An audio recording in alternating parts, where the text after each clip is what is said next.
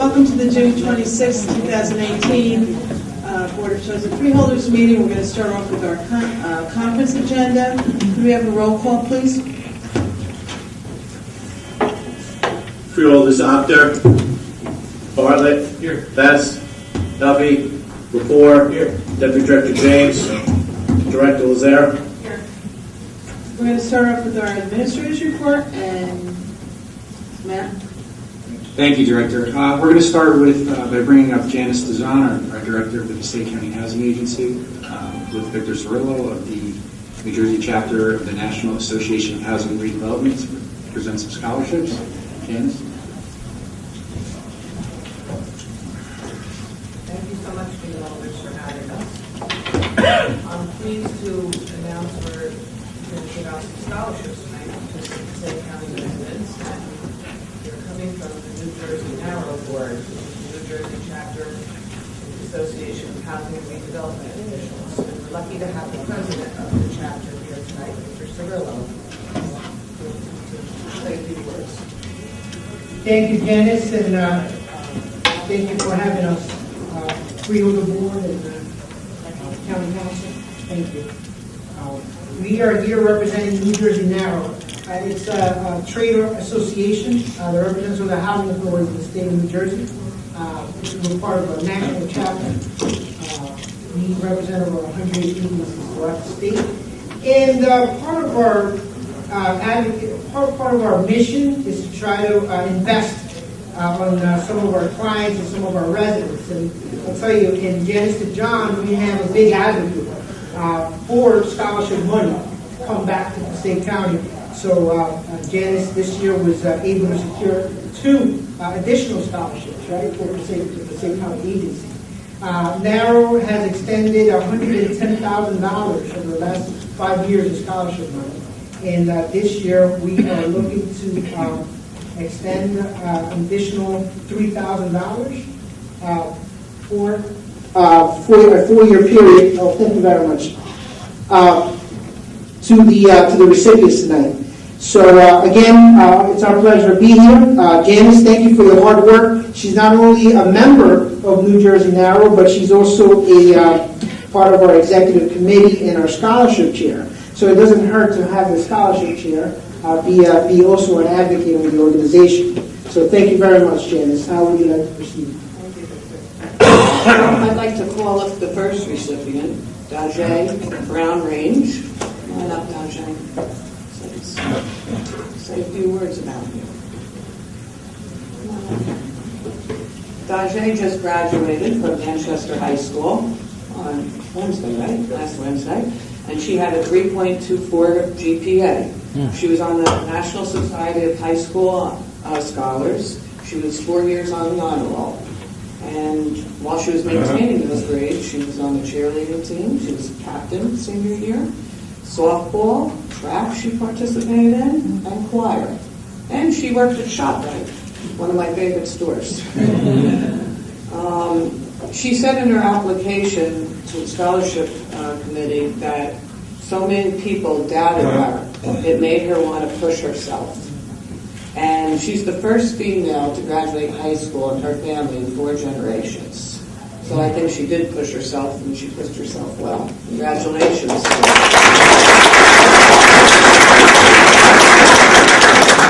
Dajay wants to attend Johnson & Wales in North Carolina in the fall to obtain a business degree.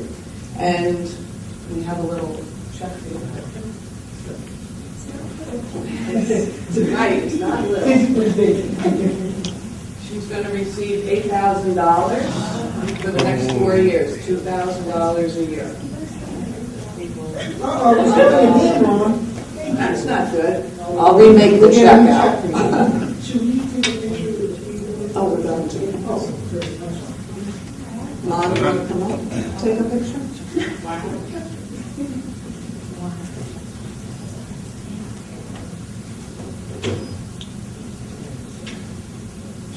You want to wait until... Okay, do you want to do it after the second recipient? Do it all together, or do it one at a time? Yeah, we'll do it all together. Okay. Well, even though it might be a bad show. It might be a bad check. Yeah. No, it's a good show. You're welcome. Well deserved.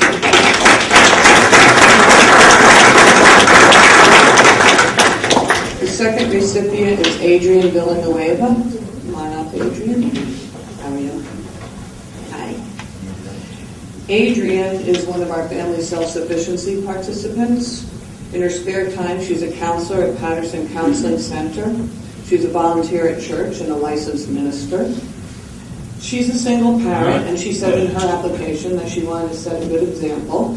She wants to give back to the community, and one of her goals is to purchase a home. She received her associate's degree after 13 years on and off in school. She got a degree in human services. I'd say that's perseverance, 13 years. Then she earned her BA in psychology and counseling from Pilar College. Now, did you receive your master's or you're working on it? You're working on your master's to become a licensed drug counselor. And one of the other things she told us was, I am proof that things will get better. And things did get better because you're the recipient of the $1,000 reward. Yeah.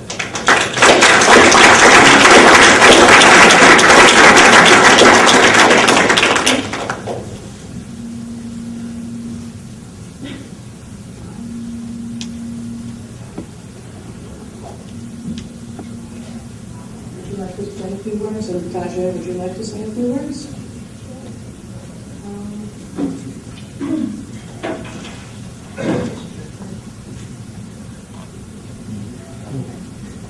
I just wanted to say thank you to the Housing Authority and NJ Naro for just selecting us for these awards. It's just a great blessing. Thank you.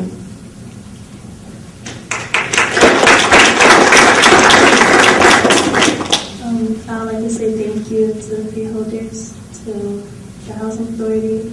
Honestly, thank you to my mom for always pushing me. And yeah, thank you so much.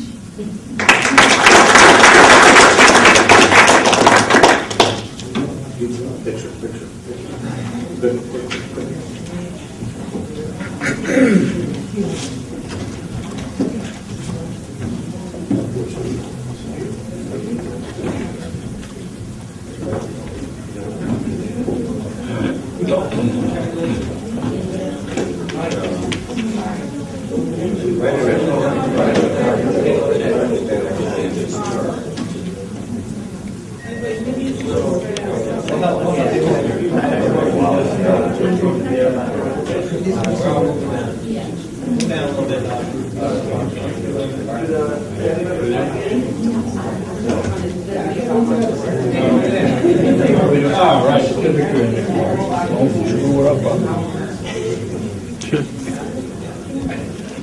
Ready, everybody?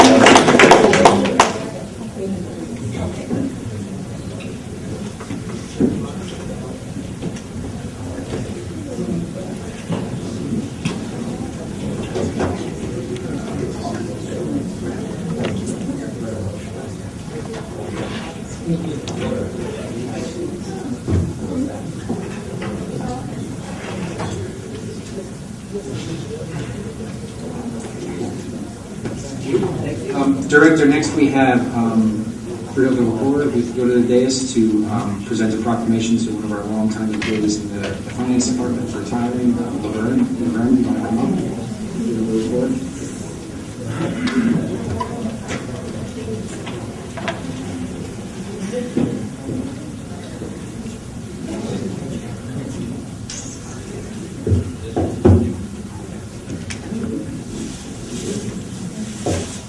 This is kind of a bittersweet occasion. We're happy that someone is going to move on and enjoy life a little more, yes. But we're sad that we're losing one of our good employees, very productive, knows what she's doing, which is always good. So I have a proclamation for you. I will skip the whereases and get right to the just one. Whereas the Board of Chosen Freeholders of the County of Passaic has the desire to recognize Laverne Bowman, who will be retiring from the Passaic County Finance Department on July 1st, 2018. Laverne joined the County of Passaic on October 27, 2003, working as an hourly clerk in the Human Services Department. She transferred to the Finance Department on July 14, 2004, where she obtained the title of receptionist. In addition to her duties as receptionist, Laverne handled the chargeback program for college students. She assisted the Finance Department with processing OPRA requests. She entered purchase orders for the bill list, prepared budget books for the board and various department heads, processed 6 tax exemption forms and W-9s, and prepared the tax bills to send to the municipalities. With her pleasant smile and friendly personality, Laverne would make visitors to the office feel comfortable and welcome, and she made the Finance Department a more enjoyable place to visit or work. Laverne is a respected colleague, associate, and friend of many persons within the County of Passaic, whose public employment career has been marked with commitment, dedication, and integrity, earning her the respect of one and all who come into contact with her. And this board wishes to express its gratitude, appreciation, and thanks to her for her genuine interest and concern for the well-being of the residents of Passaic County. Now therefore be it proclaimed by the Board of Chosen Freeholders of the County of Passaic that it publicly extends its sincere congratulations to Laverne Bowman as a fitting tribute for her significant contributions she has made and the exemplary service she has dedicated to the citizenry of the County of Passaic. Be it further proclaimed that this board wishes her continued health, happiness, and success in all of her future endeavors.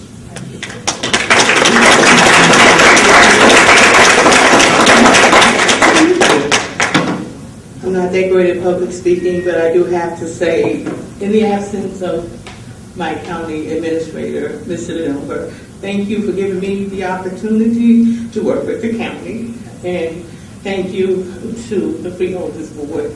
My voice is going to crack, but that's who I am. I just want to thank everyone. I am so humbled by this and so taken back because I did not know that this was coming. And I do appreciate it. I thank you so very much, and God bless you all. Thank you.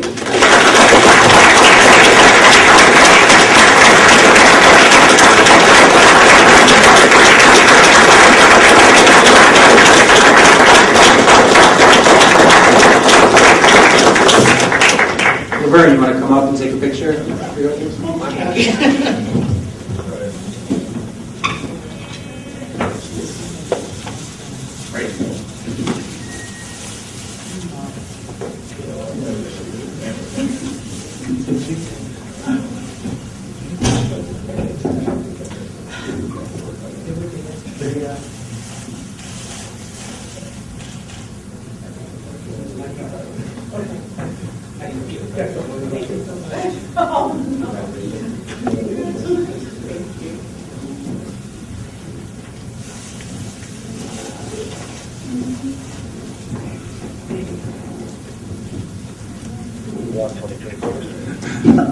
Congratulations, enjoy your retirement.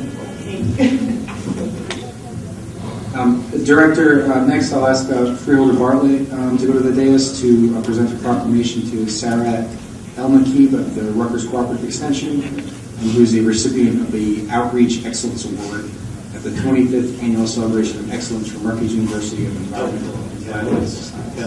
She's on her way.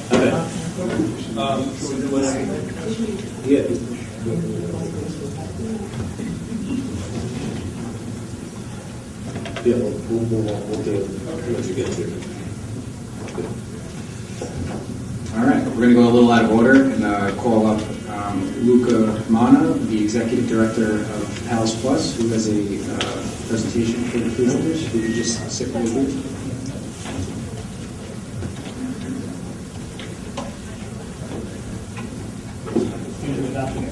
swag. So.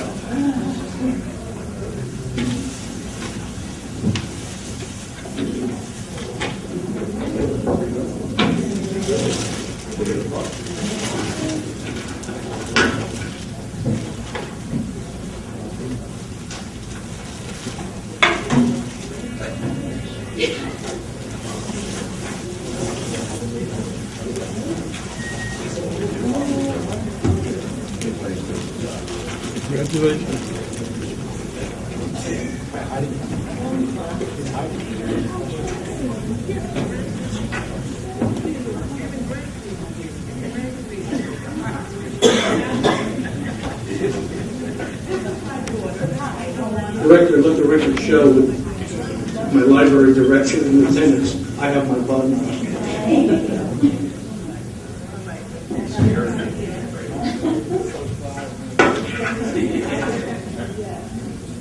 Good evening, Honorable Bartlett, Best, James, Azara, the Poor, and Mr. Imhoff, Pascal, and Mr. Jordan. My name is Luca Manga. I'm the Executive Director of the thriving, bustling, and amazingly creative Passaic Area Library System, or as you may know it, PAS Plus. I'm joined by my colleagues here tonight representing various PAS Plus Library. On my left is the Director of the Philadelphia Public Library, Ann Krautheim.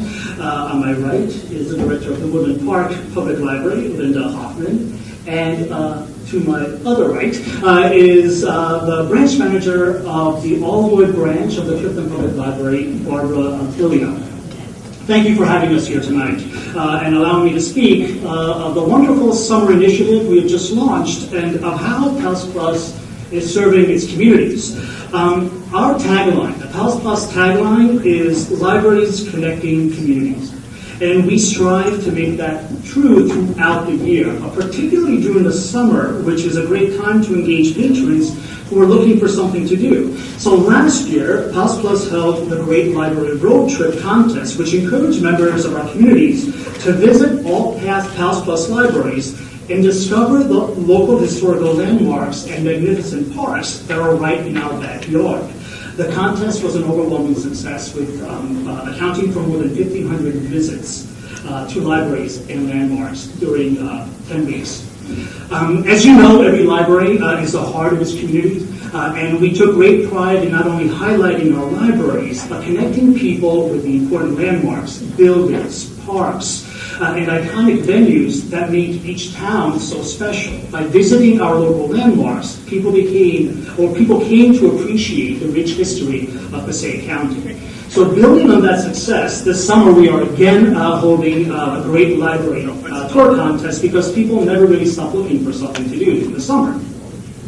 But in keeping with the summer reading theme, which this year is Libraries Rock, we are focusing on connecting libraries and communities through the fantastic music offerings throughout the summer, which we will highlight on the PAS Plus Facebook page. So all those summer concerts that are held, we will connect the library through those concerts as well, so that people can enjoy both aspects of the services.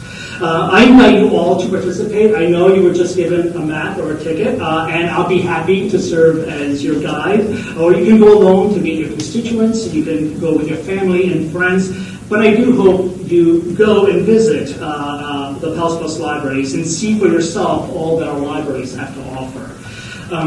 The member libraries of PAS Plus are ready to meet you and serve any and all of the over 500,000 residents of the towns of our member libraries from now through the end of September, or I should say to September 10th. So our residents up toward this contest are going to be challenged to visit all those libraries on a musical tour, visit one, some, or all PAS Plus libraries for a chance to win a gift card. But most importantly, they'll explore our libraries and communities and connect.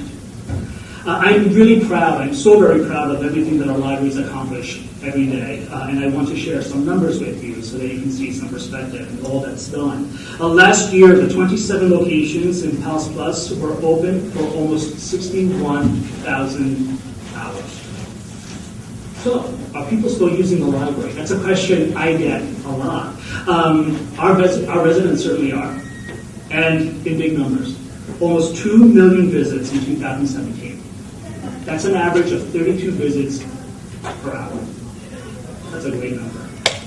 Our collections are thriving and growing. Patrons now have access to 1.5 million physical items and over 600,000 digital ebooks, audiobooks, movies, television series, and magazines, which are accessible 24/7, 365 days a year.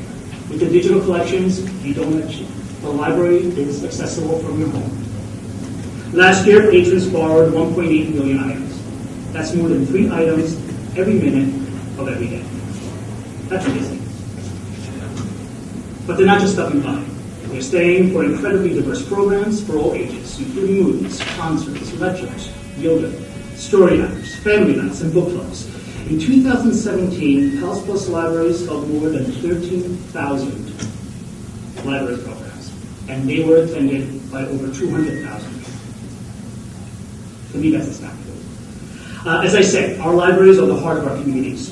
They're the meeting places, the classrooms, the living rooms, the information centers, and they provide help in a myriad of ways, whether it's to fill out job applications, create resumes, get homework help, seek medical information, become citizens, learn a new language, learn English, find a movie or that perfect book, or connect with a neighbor. No matter the reason, Pals Plus Libraries are there. We have a profound impact on our communities and are deeply impacting lives. I'm going to quote a patron of one of our libraries. She was a new American that visited the Clifton Public Library with her 2 small children. And she said, "I've been in the country for just a few months and I felt lost and lonely until I learned about the library. This was life-changing for me." That's deeply profound. The work done at Pals Plus Libraries is changing lives. And that's not just me saying, that's our patrons. I hope I've given you some insight in how the Pals Plus Libraries are connecting communities and people and the great work that is done throughout the year. Our libraries are robust and flourishing, and we couldn't do what we do without your support. So on behalf of all of our member libraries, my very sincerest thanks. And by the way, I'm serious about that tour of the libraries. Call me anytime. We'll take a great tour together and maybe listen to some good music along the way. Thank you for your time. You driving? I'm driving. Thank you. Thank you very much. Thank you.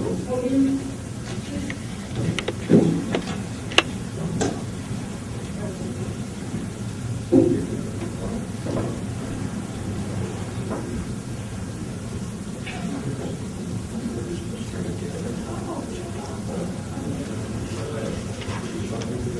Thank you so much for coming out and doing this presentation. Good.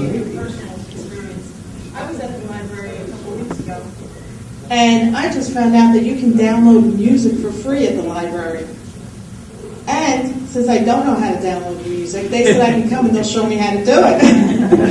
So there's great things at the library. But you know what? Libraries have been such an integral part of all our lives for so long.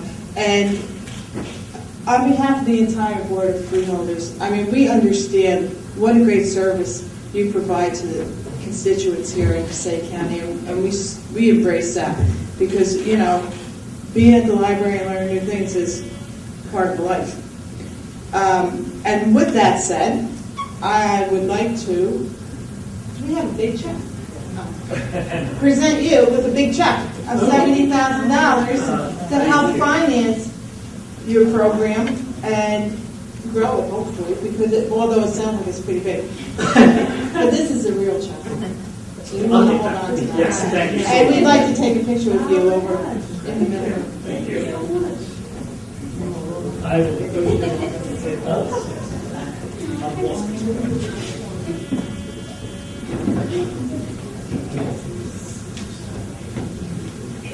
Director, you said 70? 70?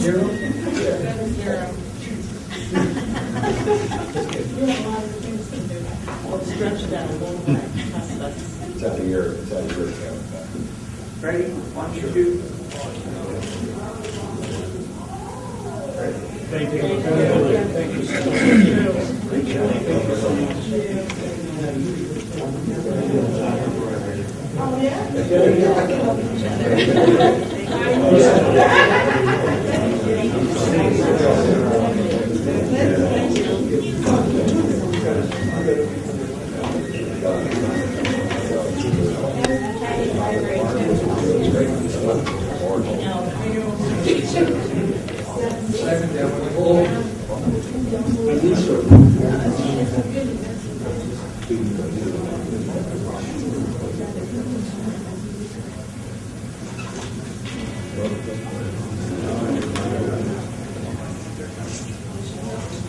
Thank you for this. Hi, Director. I think Sarah is here.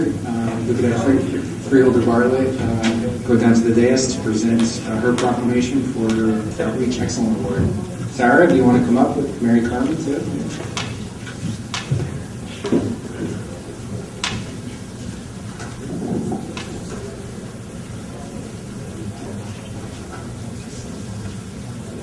So, I know it comes as a great surprise to my colleagues. The most important stuff Passaic County does doesn't happen in this room.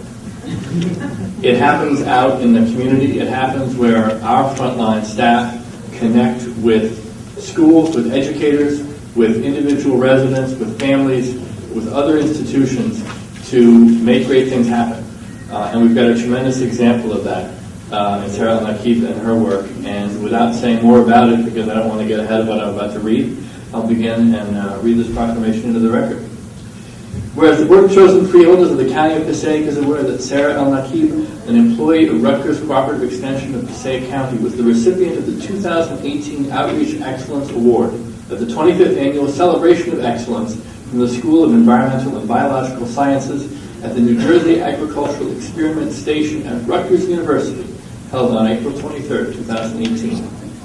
And whereas the signature event acknowledges contributions that meet carefully considered criteria, including creativity, original work and ideas, innovation, effectiveness, integrity, leadership, impact, community engagement, and excellence.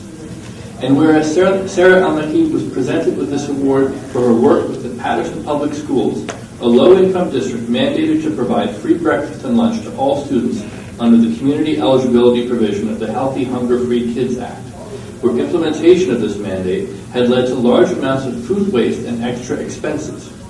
And whereas Sarah addressed this issue by educating all 210 food service workers in the district in the principles of the Smarter Lunchroom Movement, a national effort to provide the knowledge and resources needed to build a lunchroom that makes healthy food choices the easy choice, her efforts made lunchroom food offerings more appealing, directly leading to a 14% reduction in food waste, with nearly half of the food saved consisting of fruits and vegetables, meaning that students were eating more fruits and vegetables. And by the creation of a policy to allow donations of unopened packaged food, the district was able to donate over 7,000 pounds of food in 7 months to local food pantries. And whereas Sarah was recognized for her ability to create system-wide change at the Patterson School District and presented with the 2018 Outreach Excellence Award, now therefore be it proclaimed by the Board of Chosen Freeholders that it publicly recognizes Sarah Al-Nakib and extends its sincere congratulations to her upon her receipt of the 2018 Outreach Excellence Award, and be it further proclaimed that this board wishes Sarah continued success in the future. Sarah.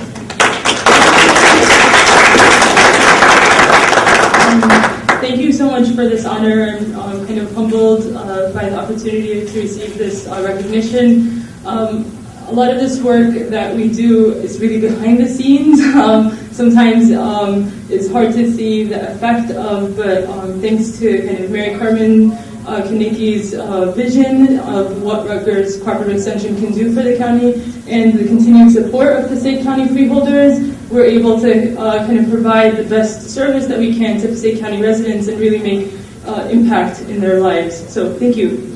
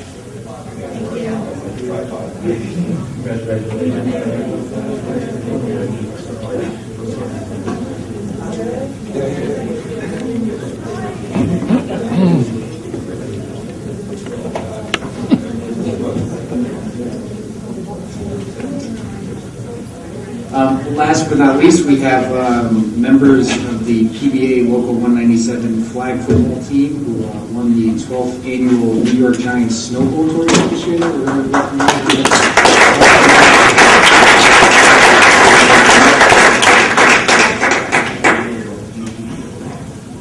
So I have the distinct honor of presenting this proclamation to a great group of guys who, if you don't know what the snowball bowl is, what happens is this team played against other teams to raise money for special needs people. And they actually won the thing. They were the top out of all the groups. And you guys probably have more information, but it's my understanding that over $500,000 was raised for Special Olympics. And we couldn't be more proud of our PBA 197 for going out there and playing against all those other teams and coming back the champs. I know Ricky's here to talk on behalf of the sheriff, so I don't want to say too much. So I'm just going to read the proclamation and I'll let Ricky talk. So whereas the 12th annual New York Football Giants Snow Bowl tournament to benefit Special Olympics New Jersey was held this past March, and whereas Passaic County Sheriff's Corrections Division team has competed for 6 straight years in a row for this event, reaching the playoffs each year, but coming just short of winning the championship until this year, when they became the first correction team in the state of New Jersey to win the Snow Bowl. Whereas Passaic County Corrections Division prevailed against Monmouth County Corrections 26-0 in Game 1. They beat Bergenfield Police Department 36-0 in Game 2. Middlesex County Corrections in a 21-6 win in Game 3. Caldwell Police Department in a 14-6 win in the playoff game, and won 30-0 in the championship game against Essex County Sheriff's Department.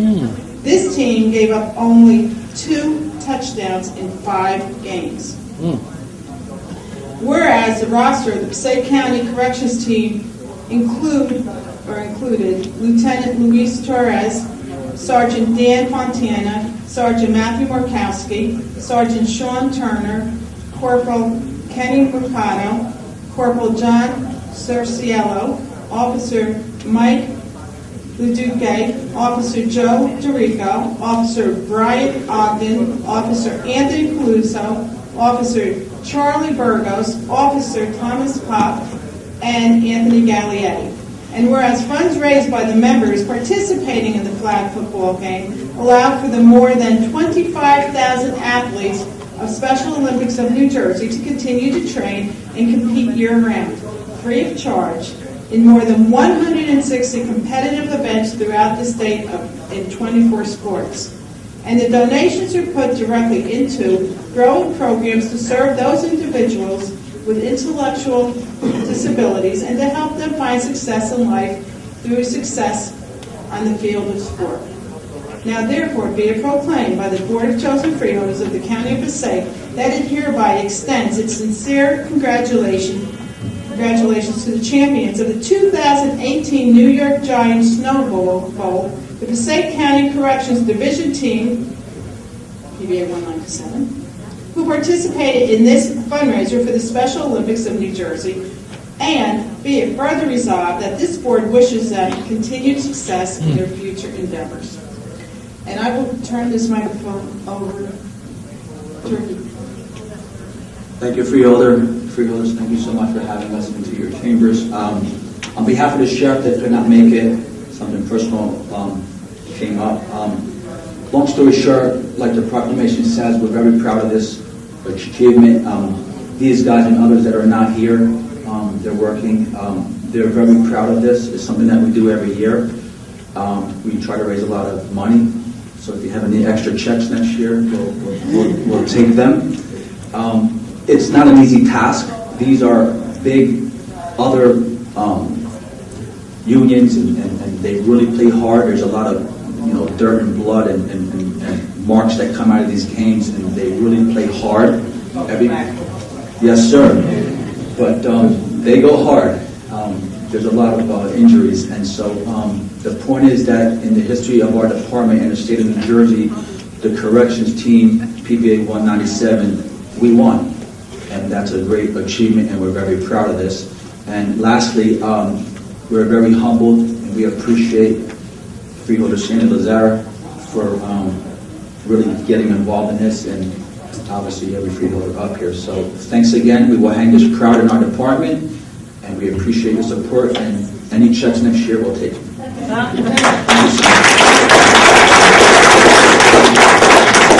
I just want to say too that the sheriff, and you guys need to know this, he is so proud of what you've done.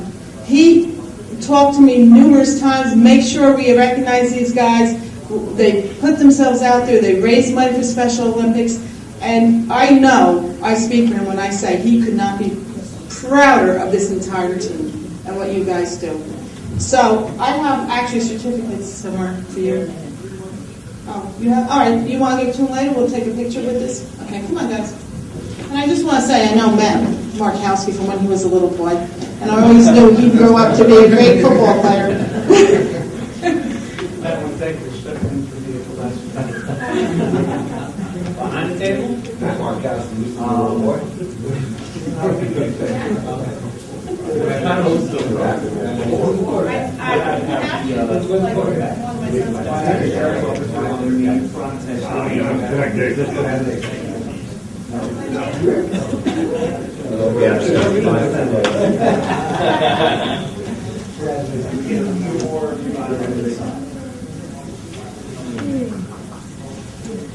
Now it's 2 minutes. I guess that's a little side thing there. Good. We got Hey guys, 1, 2, 3.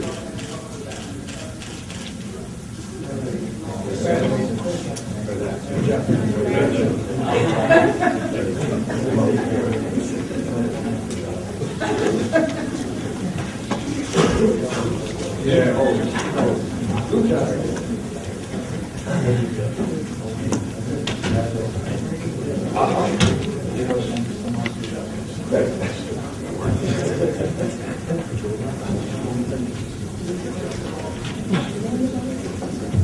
Director, that concludes my report for this evening's meeting.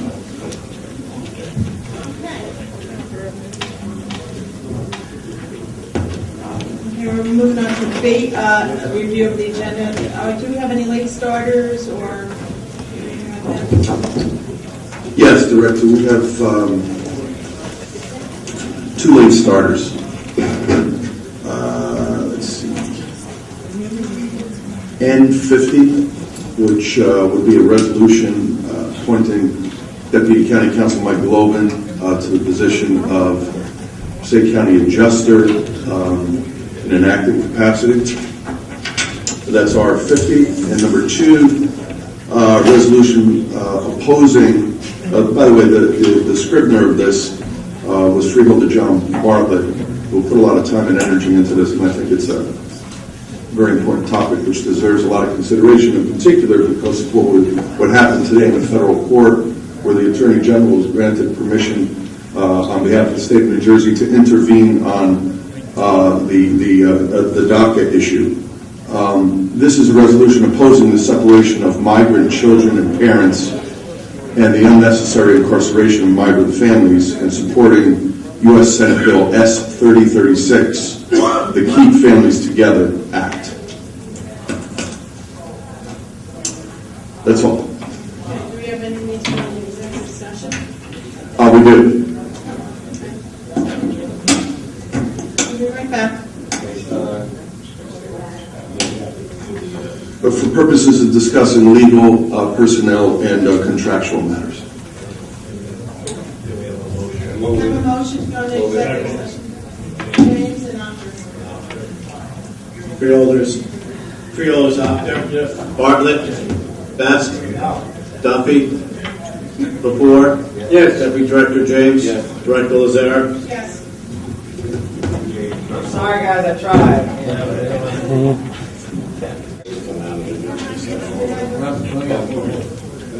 I enjoyed it.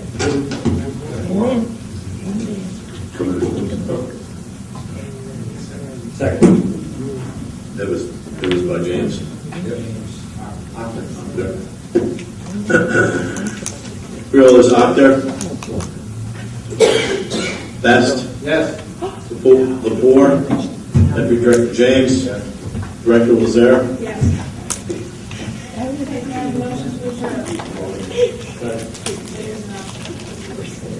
Freeholders, Actor.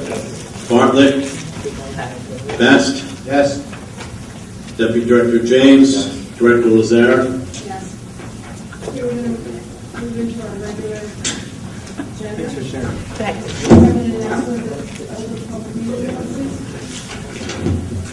Ladies and gentlemen, the notice requirement of the Open Public Meetings Law has been satisfied with respect to this meeting, specifying the time, date, and location, including the annual notice, adopted the reorganization meeting, filed with the county clerk, posted in the administration building, and mailed to 2 newspapers in accordance with the provisions of the law.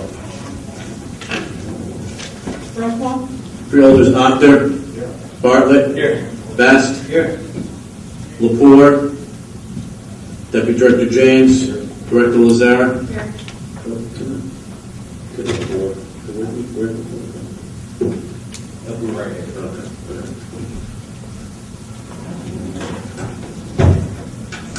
Okay, can we stand for the invocation, please?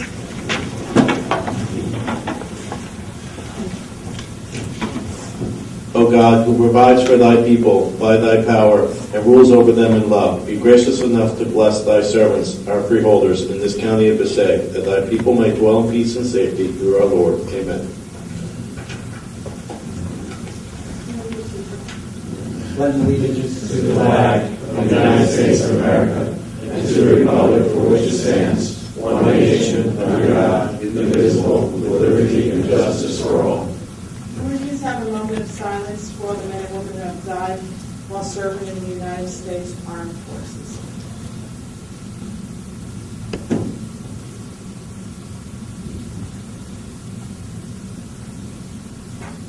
Thank you. I have a motion to approve the minutes of June 12, 2018. Dr. Bartlett. Freeholder, Actor. Yes. Bartlett. Yes. Best. Abstain. Duffy. Lepore. Deputy Director James. Director Lazare. Yes. Can I have a motion to approve the proclamations? Second. James and Actor. Freeholders, Actor. Yes. Bartlett. Yes. Best. Yes. Lepore. Yes. Deputy Director James. Yes. Director Lazare. Yes. Can I have a motion to suspend the regular order of business? Actor and James.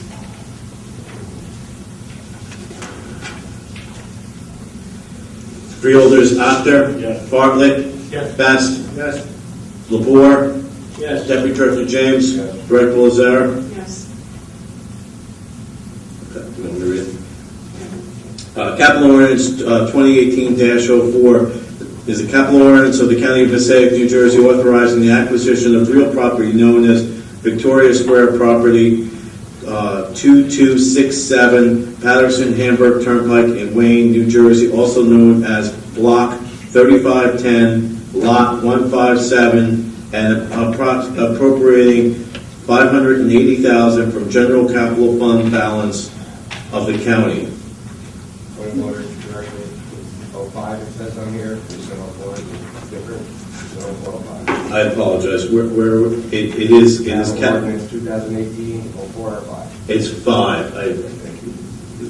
Can I have a motion to open the public hearing on bond ordinance 2018-05? Who was that? Actor and Bartlett. Freeholders, Actor. Yes. Bartlett. Best. Yes. Lepore. Yes. Deputy Director James.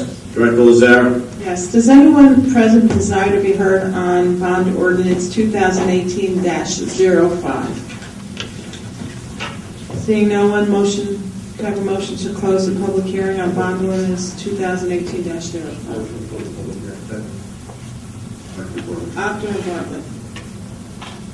Freeholders, Actor. Yes. Bartlett. Best. Yes. Lepore. Yes. Deputy Director James. Yes. Director Lazare. Yes. Can I have a motion to adopt bond ordinance 2018-05? Actor and Bartlett. Freeholders, Apter. Yes. Bartlett. Best. Yes. Lepore. Yes. Deputy Director James. Yes. Director Lazare. Yes. Can I have a motion to resume the regular order of business? After Bartlett. Freeholders, Apter. Yes. Bartlett. Best. Yes. Lepore. Yes. Deputy Director James. Yes. Director Lazare. Yes. Freeholder reports, I'm going to pass this time. We'll move to Freeholder Director Bruce James. Yeah, we've been postponing a presentation to this board on the entry program that we run. It will not be the next meeting. We will not be in Patterson. We'll be in Montague. So with your permission, will be the meeting after that. The warden, people in jail are part of the program. Going over, the supervisor for our end of it, and somebody from Eagles will be here to explain what goes on, where we're at, what the progress is. So Great. we've had to postpone it, sorry, but it'll be up for us. Okay. Freeholder Apter.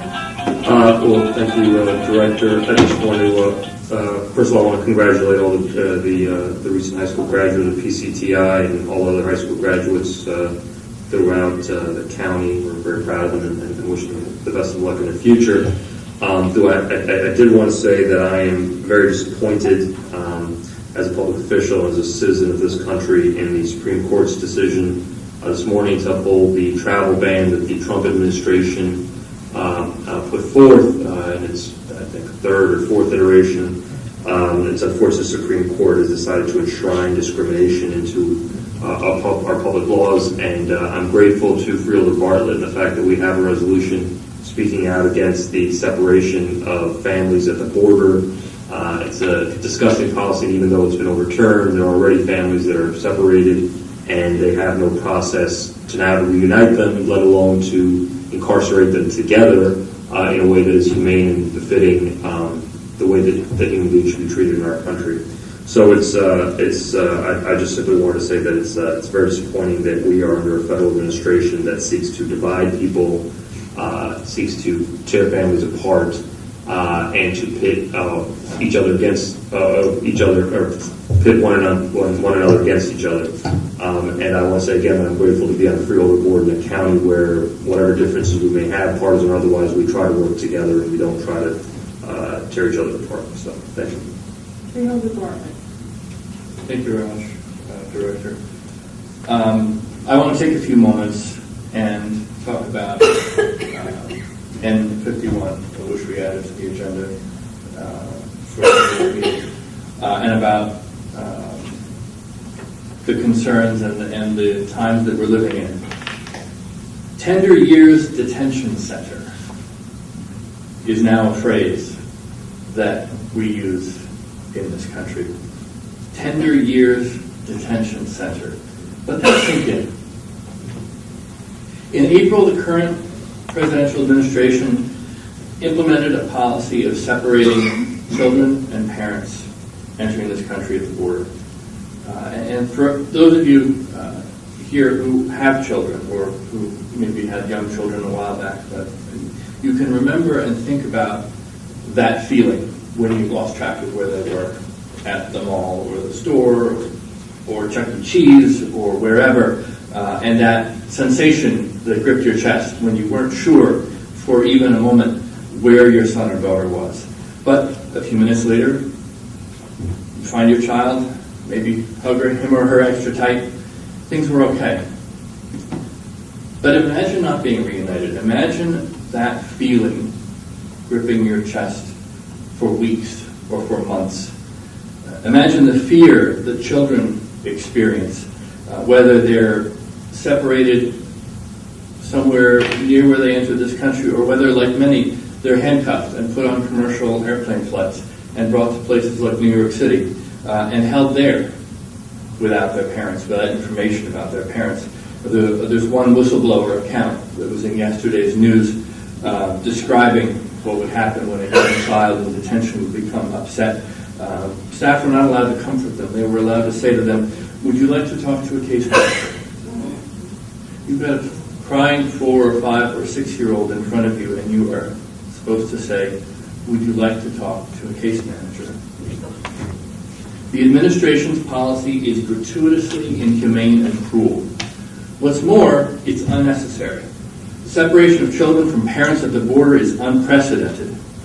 And although the President has now issued an executive order that purports to end that policy, there's no plan for reuniting more than 2,000 children with their parents. And there's no guarantee that the administration won't re-implement a family separation policy for refugees or asylees or some other group at some point in the future, which is part of what I'm asking your support for today, is to support legislation to take that power out of the hands of the President.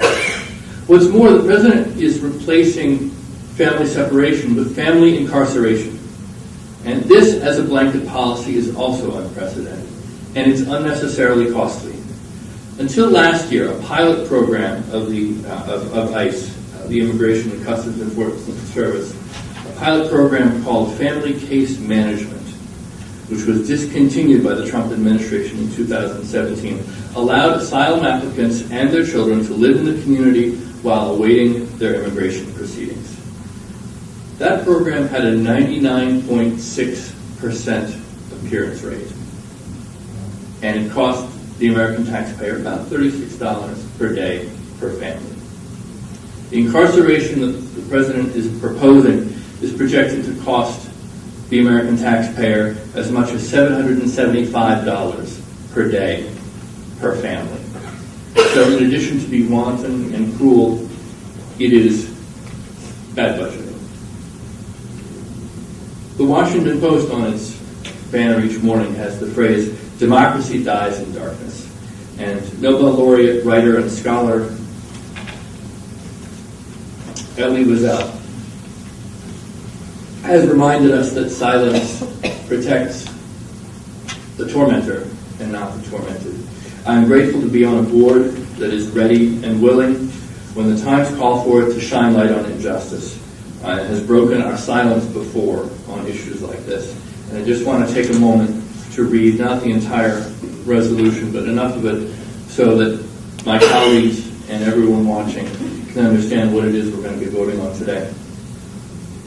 Whereas many families seek refugee status and asylum in the United States to escape uncontrolled violence in their native countries, including violence resulting from war and regional conflict, from criminality, and for other reasons. And whereas Passaic County has, on multiple occasions, reaffirmed that it is a place where all are welcome, and where immigrants, including refugees and asylees from around the world, live, conduct business, and raise their families in harmony and peace. And whereas in April 2017, the United States implemented a zero-tolerance immigration policy that includes separating undocumented immigrant children from their parents indefinitely, placing them in detention centers and immigrant shelters. And whereas such separation constitutes wanton cruelty towards vulnerable people and causes severe psychological trauma for children and parents, irrespective of legal status. And whereas such separation is not necessary to ensure the border security of the United States. And whereas even in the absence of family separation, the construction of new detention facilities represents unnecessary expense to the American people, when more cost-effective alternatives, including the U.S. Immigration and Customs Enforcement's Family Case Management Program, had a 99.6 appearance rate in immigration court hearings for families enrolled in the program, which allowed asylum applicants and their children to live in the community while awaiting immigration proceedings. And whereas the rationales offered by the President of the United States for the implementation of this new family separation policy and for the indefinite detention of immigrant families are based upon falsehoods about the association between immigration and criminality, when in fact immigration has increased more than 100% since 1980, while violent crime in the U.S. has decreased by 36% during the same period. And the U.S. incarceration rate among immigrants is barely half the incarceration rate of native-born Americans. And whereas U.S. Senate Bill S-3036, entitled the Keep Families Together Act, would prohibit any agent or officer of the United States from removing a child from his or her parent or legal guardian at a port of entry unless certain determinations were made regarding family separation.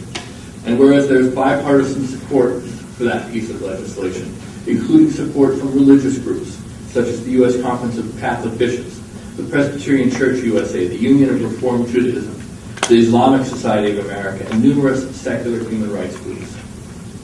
Now therefore be it resolved that the Board of Chosen Freeholders of the County of Passaic supports passage of U.S. Senate Bill S-3036 and similar legislation in the House of Representatives. Be it further resolved that the Board of Chosen Freeholders of the County of Passaic unequivocally condemns the practice of federal or state agents separating undocumented immigrant children from their parents indefinitely, and calls upon the Trump administration to cease and not recommence the practice of undocumented immigrant family separation, and to reunite forthwith the more than 2,000 children still separated from their parents in recent months. Be it further resolved that the Board of Chosen Freeholders urges the Trump administration to adopt more practical, humane, and cost-effective alternatives than the indefinite incarceration of immigrant families seeking asylum or refugee status in the United States, including by restoring the ICE Family Case Management Program. And be it further resolved that no resources of the County of Passaic or any of its instrumentalities shall be used in support of the federal government's policy of family separation. And be it further resolved that a copy of this resolution be forwarded to the county's representatives in the United States Senate and the United States House of Representatives, to the governor of the state of New Jersey, to the President of the United States, and to the governing bodies of the 20 other counties comprising the state of New Jersey. Thank you very much for your time. This is a very necessary resolution passed 1991. Very clear. Thank you for your support. Freeholder Best. Report? Well, first of all, I want to thank Freeholder Bartlett for putting this together. And since this story broke a few weeks back, and the magnitude of what this country is doing to these migrant children and these families came to the surface, at first it was just too incredible even to believe it. But as time went on and the facts were certified, the outrage within me grew to a level that I really had to reach down and control it. And I figured the best thing that I can do is turn this outrage that I feel towards this administration and the stain that it's put on this country would be to work very hard this upcoming election. Do everything that I possibly can to elect people that will stand up for humanity, that will stand up to do the right thing, and replace the cowards that currently sit in Congress that are worried more about their re-election chances and worried more about being primary than what's happening to these children and these families. I mean, I have 2 grandchildren, and they're about the ages of many of these children that are placed in cages or sent to all parts of the country. I can't even begin to imagine the fear and the anger that everyone feels what's going on. I mean, I picture my grandkids being in that situation, and it's difficult to handle. So I've just committed myself. I had this discussion with my wife. We're going to do everything possible that we can to change this Congress and to put people who stand up for the ideals and the values that we as Americans believe in. And Freeholder Bartlett, I commend you for doing this, and I call on everyone to don't rest for 1 second until we replace these cowards who will hold this president in check. Thank you. Thank you. Very well said, Freeholder report. Director, if I can, for the record, I just want to state what Capital Ordinance 1805 is. It's the purchase of a real property, about 6 acres, that is adjacent to the Pompton Aquatic Park in Wayne. We're being matched 50% by Green Acres. We're going to expand that park. I just wanted to put that on the record so everyone knew what that acquisition property was. Thank you.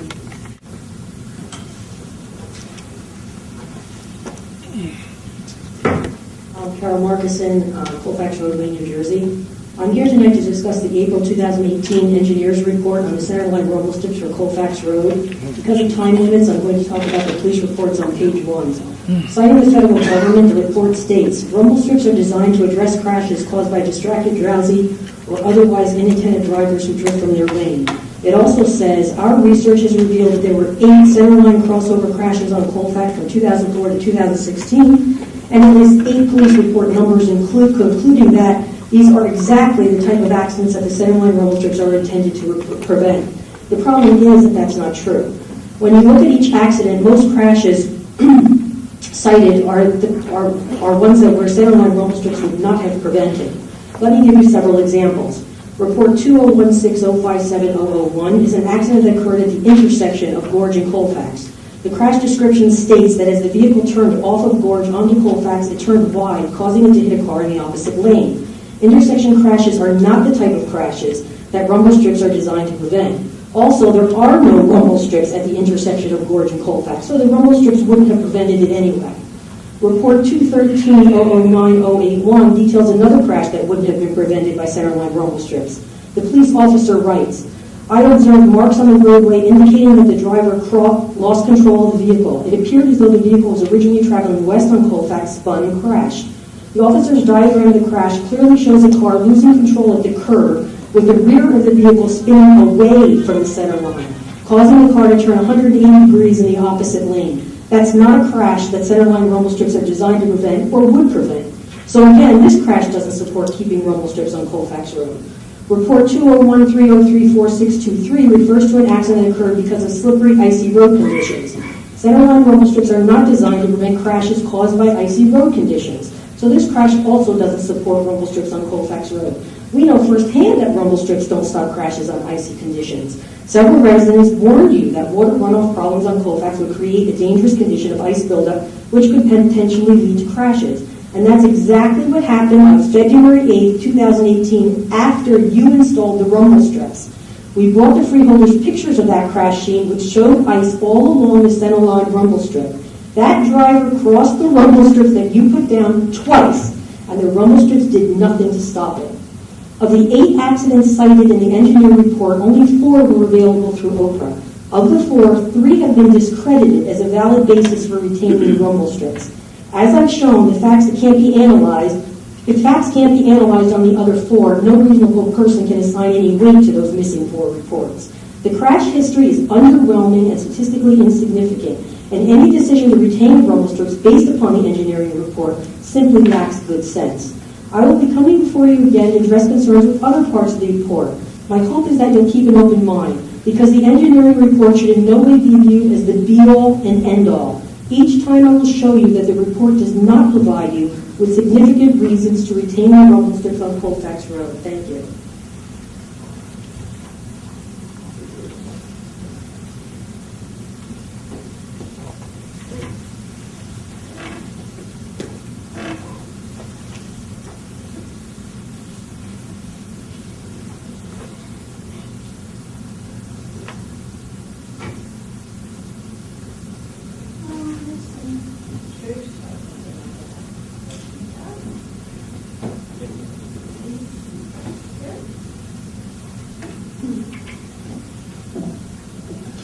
Good evening. I'm Vera Lazar from Clifton.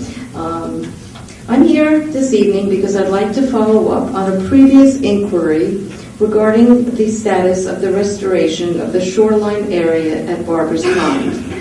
It is unfortunate that the dredging contractor was not responsible to completely restore this area. Although a small area, it once provided important bird and wildlife habitat. Unfortunately, many trees and shrubs had to be removed for the dredging work, and sadly, some of the very large oak trees which were to be protected did not survive the damages caused by the contractor. I am aware that 7 new trees had been planted by the contractor, and an additional 2 pin oak trees are also ready for planting. However, the soil here has been deeply compacted and parched dry. All ground cover has been eliminated. You can see that in the picture. The area is still in great need of restoration, including riparian appropriate shrubs and other plants, native grasses and sedges. Soil erosion is another major concern. So we are wondering now, what is the current status of this area? I am also aware that a pump and aerator system is to be installed and was wondering if that work has been completed yet. Ultimately, it is our hope that this area can be restored to the beautiful, vibrant, and thriving habitat that it once was. And I would like to once again offer that our organization, the Friends of Garrett Mountain, along with other volunteers, would be very happy to assist with any such plantings and restoration of this important area. Thank you. Thank you.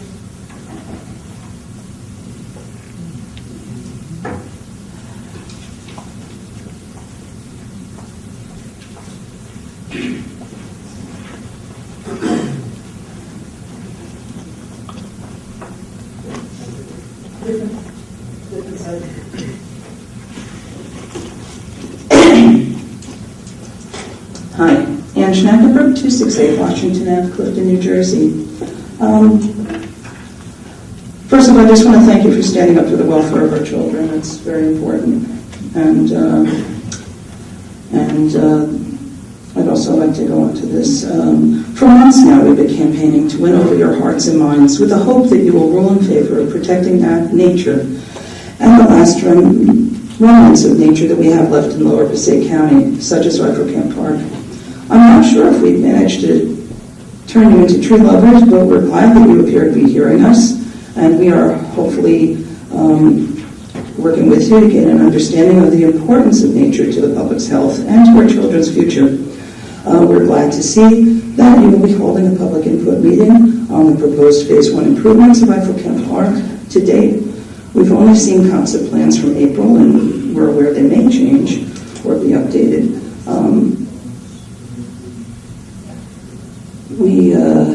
We've done our best to remain objective in viewing the concepts that we've seen so far, and we've discussed things with a number of stakeholders and people who love Rifle Camp Park. Well, opinions have varied because it's a lot of things going on in that project. To date, we have found that the people we've spoken to all agree that no one's in favor of projects that would require large-scale tree removal or deforestation within Rifle Camp Park, and that alternatives to such endeavors should be investigated. We'd like to help with that. One such project is the dog park currently proposed for a location in the middle of the park that would appear to require the removal of an acre of trees. Stakeholders who did not embrace past projects requiring the removal of about a quarter acre of trees are not likely to find favor with a dog park that appears to remove about an entire acre of trees. The photos I've provided you with are of a similar, smaller but similar project in Bergen County at the Hilltop Reservation for a dog park. And I provided those for you as an example. That's a current project. And I can say with surety that no one wants to see this in the center of Rifle Camp Park.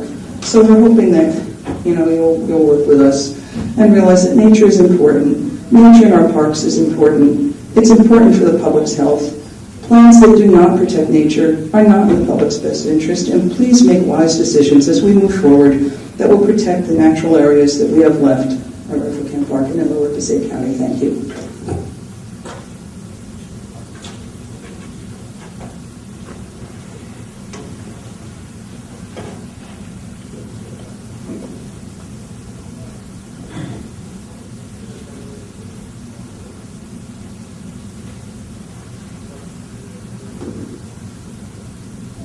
Brian Flynn, 415 Stonetown Road, Ringwood.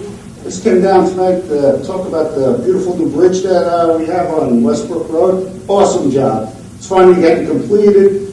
It's a total asset to the neighborhood. Makes it look beautiful. Unfortunately, we have a second issue. That's litter on county roads. We've been working in the town to clean up the litter, but due to liability reasons, we can't clean up the litter on Greenwood Lake Turnpike, Margaret King, or Sloatsburg Road. It looks like a third world country next to a reservoir that provides drinking water to 3.5 million people. We're located entirely in the Highlands Act, the area of the Highlands. The main issue with the Highlands is the runoff with litter. We do an awesome job in town cleaning up. And the county used to do an awesome job of sending help up on like Saturdays and Sundays to clean up the litter with the sheriff's department. Just seems to be lacking the last couple of years. So the only reason I'm here tonight is just a simple request. Maybe we could reach out to the sheriff's department or even the DPW, the road department, to clean up the road. It's a total eyesore, plus the fact that it is encroaching on the reservoirs. Thank you. Thank you. Anyone else wishing to come up to the podium? James? Bartlett? Freeholders, Actor. Yes. Bartlett. Yes. Bass. Yes. Lepore. Yes. Deputy Director James. Yes. Director Lazare. Yes. Director, I can address some of the issues raised. Well, one, Jonathan, has the aerator been installed yet or not yet? No, not yet. We're still coordinating with the PCG to get electric down there. So that'll be the first step. Yeah. So we're still waiting on that. We are aware of some of the issues with the contractor, and rest assured we're actively addressing them, and we'll probably have further conversations about addressing the circuit area with you and your group. I'm sorry, Matt, what's the time frame on the pump issues with PSE&G? I think the holes be a couple poles that be installed. The holes for the poles be done in the next week or two, and then waiting for PSE&G to get move their poles in line. So waiting on PSE&G. Once that's in, then the area should be in end of the summer. Okay. That general time frame. Thank you. I'm happy to report that the most up-to-date conceptual plans for the Rifle Camp Park project are on the county website, PassaiccOuntyNJ.org/Rifle Camp Park. I'd stress these are conceptual plans. Obviously, we're having this meeting to hear from the public and incorporate everyone's input on what to do in Rifle Camp Park. I will say for the record, though, that it's not accurate that we're going to take out an acre of trees. And then three, Brian, I'll talk to our road supervisor at our staff meeting tomorrow morning and then see if we can get some people up there to get up the litter on the reservoir. Thank you. Have a motion to close the oral report? Oh, we did that? Yeah. We did that. Okay. Have a motion to accept late starters N50 and N51. Second. Bartlett and Actor. No. James? No, sir. James and Actor. Freeholders, Actor. Yes. Bartlett. Yes. Best. Yes. Lepore. Yes. Deputy Director James. Yes. Director Lazare. Yes. I have a motion to accept resolutions N1 through N51. Move it. Second. James and Actor. Freeholders, Actor. Yes. Bartlett. Yes. Best. Yes. Lepore. Yes. Deputy Director James. Yes. Director Lazare. Yes. Okay. New business. Can I have a motion to read? We don't need a motion for you to read it. Let me just... Go ahead, read it. Guaranteed Resolution 2018-07, resolution authorizing the guarantee by the County of Passaic, New Jersey, of payment of principal and interest on the governmental loan revenue bond anticipation notes, Series 2018, the Passaic County Guarantee, City of Patterson project of the Passaic County Improvement Authority in the aggregate principal amount not exceeding $15,615,000. I have a motion to approve guarantee resolution 2018-07 on first reading. Actor and James. Freeholders, Actor. Yes. Bartlett. Yes. Best. Yes. Lepore. Yes. Deputy Director James. Yes. Director Lazare. Yes. You want to read the next one? Refunding bond ordinance 2018-08, energy savings obligation refunding bond ordinance of the County of Passaic, New Jersey, providing for energy conservation improvements, appropriating not to exceed $12,300,000, therefore and authorizing the issuance of not to exceed $12,300,000 energy-saving obligation refunding bonds to provide for such improvements. This is our program that we have approved by EPU. Yes, this is the Energy Savings Improvement Program has been approved by the DPU. Various energy conservation measures for facilities that we own. Their approval required what specifically? The DPU's approval? It's a combination of things, but basically you have to prove that the improvements you were making would generate enough savings to offset the cost of it. Freeholders, Actor. Yes. Bartlett. Yes. Best. Yes. Lepore. Yes. Deputy Director James. Yes. Director Lazare. Yes. We have a motion to approve personnel. Move to personnel. Second. Ford and James. Freeholders, Actor. Yes. Bartlett. Yes. Best. Yes. Lepore. Yes. Deputy Director James. Yes. Director Lazare. Yes. We have a motion to approve the bills. Move the bills. Second. Ford and James. Freeholders, Actor. Yes. Bartlett. Yes. Best. Yes. Lepore. Yes. Deputy Director James. Yes. Director Lazare. Yes. We have a motion for the certification of payroll. Move certification of payroll. Second. Ford and James. Freeholders, Actor. Yes. Bartlett. Yes. Best. Yes. Lepore. Yes. Deputy Director James. Yes. Director Lazare. Yes. We're in receipt of departmental reports. Received and filed. We have a motion to adjourn. Move it. Second. Before and after. Freeholders, Actor. Bartlett. Yes. Best. Yes. Lepore. Yes. Deputy Director James. Director Lazare. Yes. Thank you, everyone.